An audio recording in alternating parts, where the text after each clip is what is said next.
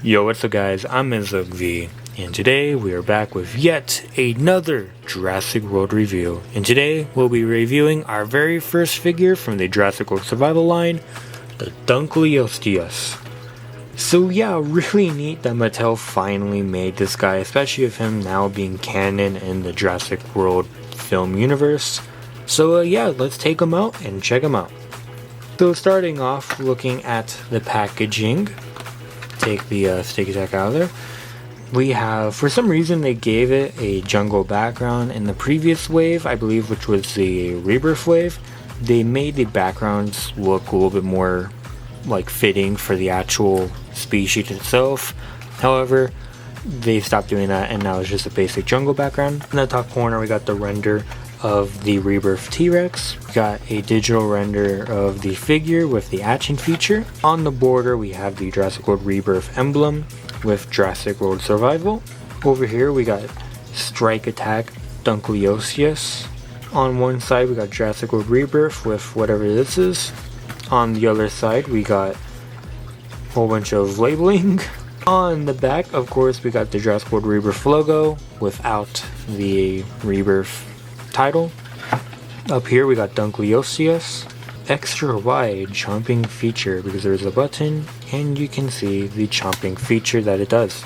Of course, we also got the other species in this wave, which consists of the Mutodon, the Dromaeosaurus, and that thing, which I'm not going to bother pronouncing.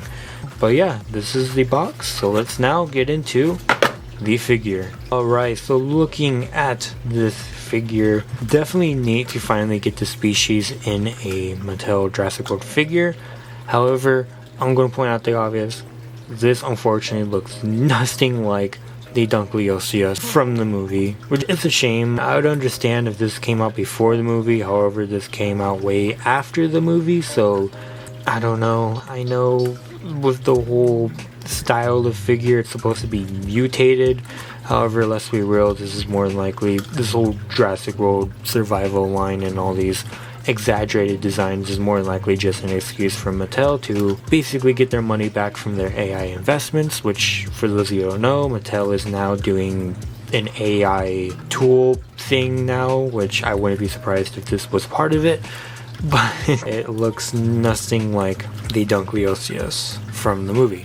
But besides that, at least it's better than nothing, I suppose. So looking at the head sculpt of this figure, not too bad. The teeth are very large, way too large, but definitely got the iconic teeth. Inside the mouth, you got the roof of the mouth, as well as the tongue and everything. I don't think Dunkleosteus had that, because when you compare it to modern sharks, the inside of their mouths aren't very fleshed out like normal mammals or reptiles are. So I don't know if that's really too accurate, and if it's accurate to the movie, I also don't know because we don't see the inside of its mouth. But interesting to note though, the teeth are actually a softer rubber-like material, so that is nice, so it isn't as dangerous for children. Continuing down, of course, it kind of has the base pigment of the jaw is like this metallic blue color, which is pretty interesting. And around the eye we have some blue striping going on both sides. That's pretty neat. They also seem to have went ahead, and if I can get this to focus, they also went ahead and made the pupil printed on and gave it like this more like faded look because it's supposed to be a deep marine sea creature, so that does make sense. Looking on down the body though, we have these huge scales for the whole armor, because for those of you who know, Dunkleosteus is this huge armored fish, so it fits in. On the back, one of the scales is a button for the feature, and it is followed by this rugged torn up fin.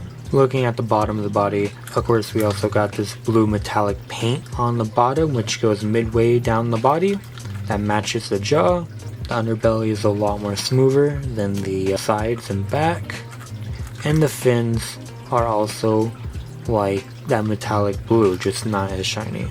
And moving on to the back of the tail, as you can see, we got some more of that scaling on the very top of the tail, but after that we just get more of the skin texture. And on the bottom of the tail, we have some more fins going on, but these are really torn up and rugged as well. I will admit, with the whole theme that they're going on with this figure, where it's all like torn up and very frail, it does remind me of like this old like game that came out years ago. It was like zombie prawn or zombie fish. It was like some sort of zombie fish thing, and it really gives me that whole vibe. So whether that's a good thing or a bad thing, I guess depends. Now, as for articulation of the figure, the fins basically just rotate. All four of them do. The head and jaw can technically move, but it's more for the action features, so they don't stay down. And the tail can also swivel. However, there is no friction, so it is very loose. And of course, as for the feature of this figure, one of the scales is indeed a button, so you just press it down, and there you go.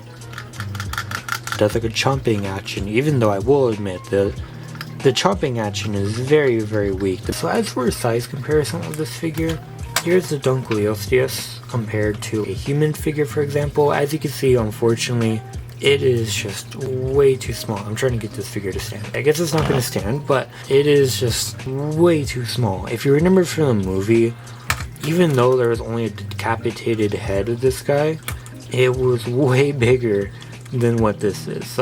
And here it is compared to one of the more common prehistoric sea creatures, which is the Plesiosaurus. As you can see, they do size up pretty well together.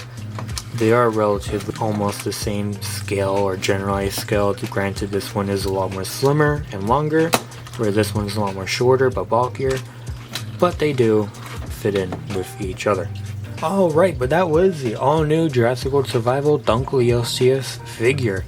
I hope you guys enjoyed this video. If you liked this video, please leave a like, and if you're new to this channel, please hit that subscribe button. I really appreciate it. It'll help me out a lot.